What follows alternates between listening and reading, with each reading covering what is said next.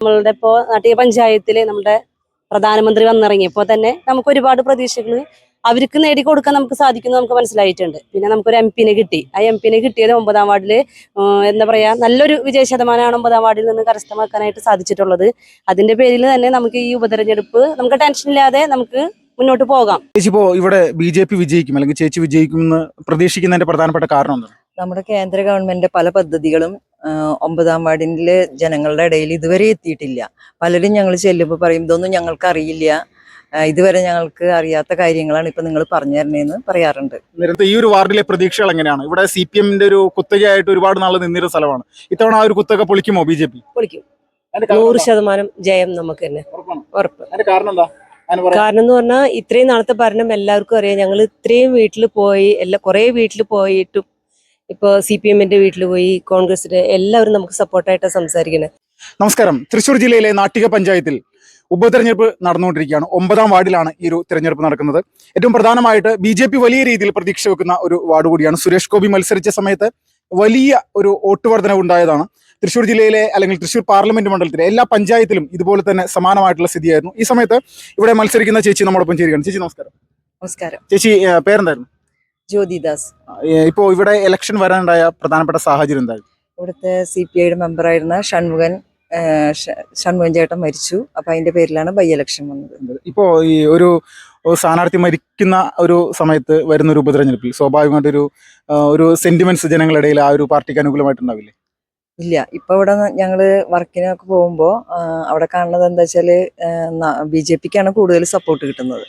അപ്പൊ അത് ചേച്ചി, ഇപ്പോ ഇവിടെ BJP വിജയിക്കും അല്ലെങ്കിൽ ചേച്ചി വിജയിക്കുമെന്ന് പ്രതീക്ഷിക്കുന്നതിന്റെ പ്രധാനപ്പെട്ട കാരണം എന്താണ്? നമ്മുടെ കേന്ദ്ര ഗവൺമെന്റ് പല പദ്ധതികളും 9ാം വാർഡിലെ ജനങ്ങളുടെ ഇടയിൽ ഇതുവരെ എത്തിയിട്ടില്ല. പലരും ഞങ്ങൾ ചെല്ലുമ്പോൾ പറയും, ഇതൊന്നും ഞങ്ങൾക്ക് അറിയില്ല, ഇതുവരെ ഞങ്ങൾക്ക് അറിയാത്ത കാര്യങ്ങളാണ് ഇപ്പൊ നിങ്ങൾ പറഞ്ഞു തരണേന്ന് പറയാറുണ്ട്. നിരന്തരമായിട്ട് അങ്ങനെ തന്നെ. ഇടതുപക്ഷത്തിന്റെ പ്രവർത്തനത്തിന്റെ ഭാഗത്ത് ജനങ്ങൾക്ക് വെറുപ്പാണോ ഇപ്പോഴത്തെ ഒരു സിറ്റുവേഷനിൽ? എന്റെ അഭിപ്രായത്തില് വെറുപ്പ് തന്നെയാ തോന്നിയിരിക്കുന്നത്. എന്തെങ്കിലും വികസന പ്രവർത്തനങ്ങൾ അവരിവിടെ നടത്തിയിട്ടുണ്ടെന്ന് തോന്നുന്നു? ഇതുവരെ നടത്തിയിട്ടില്ല. അപ്പൊ വലിയ വിജയപ്രതീക്ഷയാണ്. അതായത് 5 വർഷം ഭരിക്കുന്ന 1 വർഷം കഴിഞ്ഞപ്പോ തന്നെ ഈ മെമ്പർക്ക് വയ്യാതെയായി. പിന്നെ ഒന്നും ഇവിടെ നടന്നിട്ടില്ല. അവരുടെ ഭാഗത്തു നിന്നുള്ള വേറെ സപ്പോർട്ടൊന്നും അദ്ദേഹത്തിന് ലഭിച്ചിട്ടില്ല. ഒന്നും ഉണ്ടായില്ല. പക്ഷത്തെ പരാജയപ്പെടുത്തും എന്നുള്ളതിൽ വലിയ പ്രതീക്ഷയുണ്ട്. ഇവിടെ കോൺഗ്രസിന്റെ സ്ഥാനാർത്ഥി ഉണ്ടല്ലോ, അതും ഒരു സ്ത്രീയാണെന്ന് അറിഞ്ഞു. അവരുടെ പ്രവർത്തനങ്ങളൊക്കെ എങ്ങനെയാണ്? അവരിൽ ഏതെങ്കിലും തരത്തിൽ വലിയൊരു പ്രതീക്ഷ ജനങ്ങൾ കൊടുക്കുന്നുണ്ട്? അവരും ഇതുവരെ ഒരു പ്രവർത്തനങ്ങൾ ഇവിടെ കൊണ്ടുവന്നിട്ടില്ല. ഇല്ല. അപ്പോ ഇതെല്ലാമാണ് നമ്മൾക്കിവിടെ വിജയിക്കാനുള്ള ഒരു സാധ്യത എന്ന് വിശ്വസിക്കുന്നു. നമസ്കാരം. ഗ്രീഷ്മ. ഇപ്പോ ഇവിടെ ഉപതെരഞ്ഞെടുപ്പ് അടക്കുകയാണല്ലോ, എത്രത്തോളം പ്രതീക്ഷകളുണ്ട്? BJP-ക്ക് സാധ്യതകളുണ്ടോ? പിന്നെ ഭയങ്കരധികം പ്രതീക്ഷയോട് കൂടിയിട്ടുള്ള ഒരു മത്സരമാണ് ഇപ്രാവശ്യം നടക്കുന്നത്. നമുക്കതിനുള്ള കാരണങ്ങൾ ഒരുപാട് നമ്മളുടെ ഈ 4 വർഷത്തെ ഭരണസമിതി ജനങ്ങൾക്ക് നൽകിയിട്ടുള്ളത് കൊണ്ട് തന്നെ നമുക്ക് ഈ ഒരു വർഷങ്ങളുള്ളെങ്കിലും നമുക്ക് നല്ലൊരു പ്രതീക്ഷയാണ് ഈ 9ാം വാർഡിലെ ഇലക്ഷനുമായി ബന്ധപ്പെട്ടിട്ട് നമുക്ക് കിട്ടാൻ പോകുന്നത്. എന്തായാലും 100% നമ്മൾ ജയിക്കും എന്നുള്ളൊരു വിശ്വാസം നമുക്കുണ്ട്. നമ്മൾ ഒരു വീട്ടിൽ ചെല്ലുമ്പോൾ തന്നെ നമുക്ക് നല്ല നല്ല അഭിപ്രായങ്ങളാണ് വരുന്നത്. മറ്റ് സ്ഥാനാർത്ഥികളെ വെച്ച് നോക്കുമ്പോൾ ഒരു മുൻകൂട്ടിൽ അവർ ആദ്യമേ തന്നെ ചിന്തിച്ച് വെച്ചിട്ടുണ്ടെന്ന് എനിക്ക് തോന്നുന്നു. കാരണം നമ്മളുടെ ഇപ്പോൾ നാട്ടിക പഞ്ചായത്തിൽ നമ്മുടെ പ്രധാനമന്ത്രി വന്നിറങ്ങിയപ്പോൾ തന്നെ നമുക്ക് ഒരുപാട് പ്രതീക്ഷകൾ അവർക്ക് നേടിക്കൊടുക്കാൻ നമുക്ക് സാധിക്കുന്നു നമുക്ക് മനസ്സിലായിട്ടുണ്ട്. പിന്നെ നമുക്കൊരു എംപിനെ കിട്ടി. ആ എംപിനെ കിട്ടിയത് 9ാം വാർഡിൽ എന്താ പറയുക, നല്ലൊരു വിജയ ശതമാനമാണ് 9ാം വാർഡിൽ നിന്ന് കരസ്ഥമാക്കാനായിട്ട് സാധിച്ചിട്ടുള്ളത്. അതിന്റെ പേരിൽ തന്നെ നമുക്ക് ഈ ഉപതെരഞ്ഞെടുപ്പ് നമുക്ക് ടെൻഷനില്ലാതെ നമുക്ക് മുന്നോട്ട് പോകാം. ഈ ഇടതുപക്ഷത്തിന്റെ പ്രവർത്തന പദ്ധതികളെല്ലാം ഇപ്പോൾ സംസ്ഥാന സർക്കാർ അല്ലെങ്കിൽ CPM ഭരിക്കുന്ന ഒരു സംസ്ഥാനമായതിന്റെ പേരിൽ അവരുടെ ഒരു വാർഡിൽ വലിയ രീതിയിൽ പ്രവർത്തനങ്ങൾ അവർ ചെയ്ത് വിജയത്തിനായിട്ടുള്ള എല്ലാ സംവിധാനങ്ങളും ഒരുക്കില്ലേ?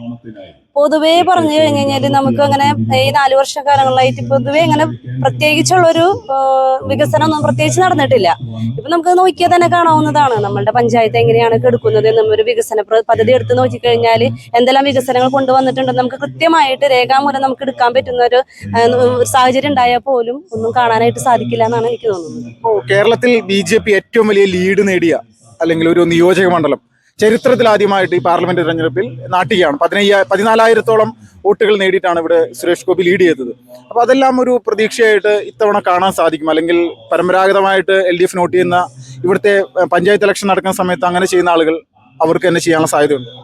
അങ്ങനെ ചോദിച്ചാൽ നമുക്കത് അങ്ങനെ ഇല്ല. കാരണം എന്താ വെച്ചാൽ ഞങ്ങളെല്ലാവരും ഒരുപാട് മാറിയിട്ടുണ്ട്. അതുകൊണ്ടാണ് ഇന്ന് ഞങ്ങൾ 100% ഉറപ്പ് പറയുമ്പോൾ അത്രയും നമുക്ക് സപ്പോർട്ട് കിട്ടുന്നത് കൊണ്ടാണല്ലോ നമ്മളങ്ങനെ പറയുന്നത്. ആദ്യത്തെ ഒരു കാറ്റഗറി സമയമൊക്കെ വെച്ച് നോക്കുകയാണെന്നുണ്ടെങ്കിൽ BJP എന്നുള്ള തരംഗം ഒട്ടും ഉണ്ടായിരുന്നില്ല. ഇന്ന് അങ്ങനെയല്ല, ഭയങ്കര 100% വിജയം കിട്ടുമെന്നുള്ള പ്രതീക്ഷയിലാണ് അവർ ഇറങ്ങുന്നത് തന്നെ.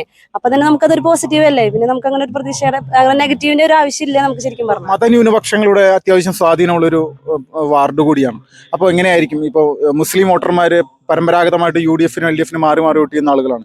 അവരിൽ നിന്ന് എന്തെങ്കിലും പ്രതീക്ഷയുണ്ടോ? ഞാൻ പറഞ്ഞില്ലേ, നമുക്ക് ഇപ്പൊ നമ്മളുടെ സെൻട്രൽ ഗവൺമെന്റ് ഭരിക്കുന്നത് BJP ആണല്ലോ. അതിൽ നിന്ന് തന്നെ ആളുകൾക്ക് മാറാൻ തുടങ്ങിയിട്ടുണ്ട്. നമ്മൾക്കിപ്പോ മതേതരത്തൊക്കെ വലിച്ചഴിക്കാൻ നിന്ന് കഴിഞ്ഞാൽ ഒരുപാട് പ്രശ്നങ്ങളൊക്കെ ഉണ്ടായിരിക്കാം. പക്ഷെ നമുക്ക് എല്ലാവരും സ്വമേധയെ മാറാൻ തീരുമാനിച്ചവരാണ് എല്ലാവരും. ആരും നമ്മൾ അടിച്ചേൽപ്പിച്ചിട്ട് മാറുക എന്ന് പറഞ്ഞിട്ട് മാറുന്നതല്ല. എല്ലാവരും അവരുടെ കാര്യങ്ങളെല്ലാം അവർ സ്വയം തിരിച്ചറിഞ്ഞ് വാർത്താ മാധ്യമങ്ങളെല്ലാം കണ്ടുകൊണ്ട് തന്നെ അവർ തിരിച്ചറിഞ്ഞിട്ടാണ് സ്വയം മാറുന്നവരാണ് എല്ലാവരും. നമ്മളാരും അടിച്ചേൽപ്പിച്ചിട്ട് മാറുന്നതല്ലോ. അതുകൊണ്ട് അത് എന്തായാലും അങ്ങനെ ഒരു ഇതുണ്ടാവില്ല എന്ന് വിചാരിക്കുന്നു. ഇവിടുന്ന് കുറച്ച് ദൂരം അപ്പുറം ചാവക്കാടെല്ലാം ഈ വഖഫ് ബോർഡിന്റെ വിഷയമെല്ലാം ഇപ്പോൾ വന്നുകൊണ്ടിരിക്കുന്ന ഒരു സമയമാണ്. അപ്പോൾ സ്വാഭാവികമായിട്ട് ഇവിടുത്തെ ക്രിസ്ത്യൻ സമൂഹത്തിനിടയിലൊക്കെ ഒരു വലിയ മാറ്റം BJP-ക്ക് അനുകൂലമായിട്ടുണ്ടാകാനുള്ള സാധ്യതയുണ്ട്. അതുണ്ട്. നമുക്ക് ഞാൻ പറഞ്ഞില്ലേ, നമുക്ക് ചെല്ലുമ്പോൾ തന്നെ അറിയാം. നമ്മളിപ്പോ എല്ലാ മതപരമായിട്ടുള്ള ആളുകളുടെ വീട്ടിലും നമ്മൾ ചെല്ലുന്നുണ്ട്. എല്ലാ മേഖലയിൽ നിന്നും നമുക്ക് നല്ലൊരു സ്വീകരണമാണ് നമുക്ക് അവർക്ക് കിട്ടുന്നത്. ഞാൻ പറഞ്ഞില്ലേ, ഇതിനു മുന്നേ നമുക്ക് ഇങ്ങനെ ചെന്ന് ഒരു വോട്ട് ചോദിക്കാൻ പോലും ഒരു പേടി ഉണ്ടായിരുന്ന ഒരു കാലഘട്ടം ഉണ്ടായി. ഇന്ന് അങ്ങനെ ഇല്ല. നമുക്ക് ധൈര്യസമേതം ഇത്ര പേർക്ക് വേണമെങ്കിലും കയറി ചെല്ലുമ്പോൾ തന്നെ നമ്മൾ അവർ സ്വീകരിക്കുന്നത് നല്ല രീതിയിലാണ്. അപ്പൊ നമുക്ക് നല്ലൊരു പോസിറ്റീവായിട്ടാണ് നമുക്ക് തോന്നുന്നത് തന്നെ അവരിൽ നിന്നൊക്കെ. കോൺഗ്രസിന്റെ സ്ഥാനാർത്ഥിയുടെ പ്രവർത്തനങ്ങളൊക്കെ എങ്ങനെയാണ്? അവർക്കും ഒരു വലിയ വിജയപ്രതീക്ഷയോടെ മുന്നോട്ട് പോകുന്ന ആളല്ലേ? എല്ലാവരും മത്സരിക്കുന്നത് വിജയം പ്രതീക്ഷിച്ചിട്ടാണല്ലോ. അപ്പൊ അവരവരുടേതായ രീതിയിൽ തന്നെ അവർ നല്ല രീതിയിലൊക്കെ പ്രവർത്തിക്കുന്നുണ്ടായിരിക്കും. ഇപ്പോഴത്തെ ട്രെൻഡ് BJP-ക്ക് അനുകൂലമാണോ? അത് അങ്ങനെയാണ്. കാരണം എന്താന്ന് വെച്ച് കഴിഞ്ഞാല് ഞാൻ പറഞ്ഞില്ലേ, ഇപ്പൊ നമുക്ക് എടുത്തു പറയേണ്ട കാര്യം എന്താന്ന് വെച്ച് കഴിഞ്ഞാൽ ഇതുവരെ ഇല്ലാത്ത ഒരു തരംഗം ഇപ്പോൾ സൃഷ്ടിക്കുന്നുണ്ടെങ്കിൽ അത് വലിയൊരു വിജയമാണ് BJP-യുടെ. നമുക്കിപ്പോ റോഡുകളിലും മതിലുകളിലൊക്കെ നമ്മളുടെ ചിഹ്നം ഇങ്ങനെ തിളങ്ങി നിൽക്കുക എന്ന് പറയുന്നതാണ് ഏറ്റവും വലിയ വിജയം. നമ്മളൊരാൾ ജയിക്കുന്നതിനേക്കാൾ ഉപരിയാണ് നമ്മളുടെ ഈ നിറങ്ങള് കൊണ്ട് ഇങ്ങനെ പ്രതിപാദിച്ച് നിൽക്കാന്ന് പറയുന്നത് തന്നെ ഒരു വലിയ വിജയപ്രതീക്ഷയാണ്. അതെ, ഒരുപാടല്ല, നല്ല വിജയപ്രതീക്ഷയാണ്. വിജയിക്കുമെന്ന് തന്നെയാണ് വിശ്വാസം. നമസ്കാരം. പേരെന്തായിരുന്നു ചേച്ചി? ബിന്ദു. BJP-യുടെ സജീവ പ്രവർത്തകയാണോ? ഉറപ്പായിട്ടും. എത്ര നാളായിട്ട് വർക്ക് ചെയ്യുന്നുണ്ട്? ഇപ്പോ സുരേഷ് ഗോപി വന്നതിന് ശേഷം ഫുൾ ടൈം. ഇപ്പോ എങ്ങനെയാണ് ഇവിടുത്തെ ഈ ഒരു വാർഡിലെ പ്രതീക്ഷകൾ എങ്ങനെയാണ്? ഇവിടെ CPM-ന്റെ ഒരു കുത്തകയായിട്ട് ഒരുപാട് നാൾ നിന്നിരുന്ന സ്ഥലമാണ്. ഇത്തവണ ആ ഒരു കുത്തക പൊളിക്കുമോ BJP? പൊളിക്കും. 100% ജയം നമുക്ക് തന്നെ ഉറപ്പ്.